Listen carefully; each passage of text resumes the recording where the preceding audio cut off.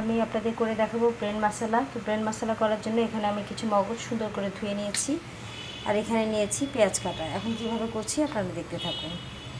দর্শক, ব্রেন মশলা করার জন্য আমি প্রথমে নিয়ে নিচ্ছি লবণ পরিমাণ মতন,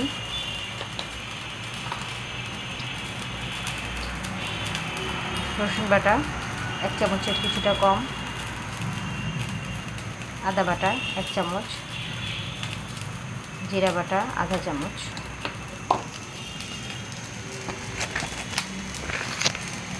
হলুদের গুঁড়া আধা চামচ, মরিচের গুঁড়োটা আপনারা যে যেমন খাবেন স্বাদ মতন দিয়ে নেবেন।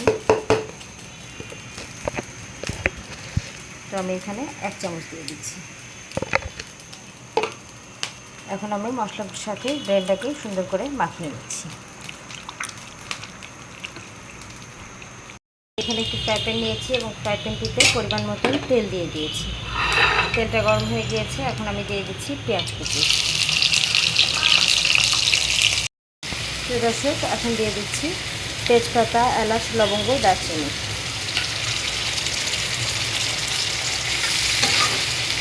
সুন্দর করে পেঁয়াজটাকে ভেজে নিচ্ছি।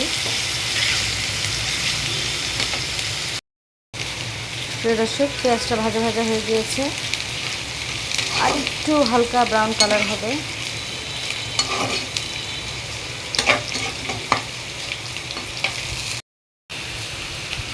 দর্শক, আমার পেঁয়াজটা ভাজা হয়ে গিয়েছে। এখন আমি ম্যারিনেট করে রাখা মগজগুলো দিয়ে দিচ্ছি।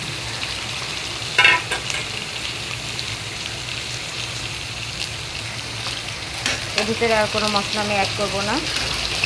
যে মশলাগুলো আছে তা দিয়ে আমি প্রথমে তেলের উপরে কিছুটা ভেজে দিচ্ছি।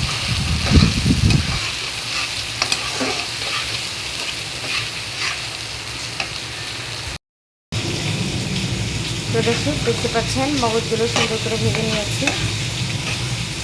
এখন আমি পানি দিয়ে দিচ্ছি।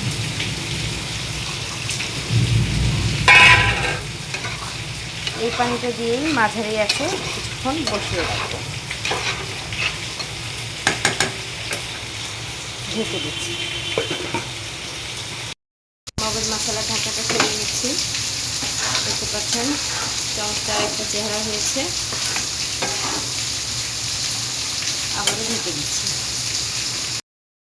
বাইরে খুব বৃষ্টি হচ্ছে। এখন দিয়ে দিচ্ছি কাঁচামরিচ।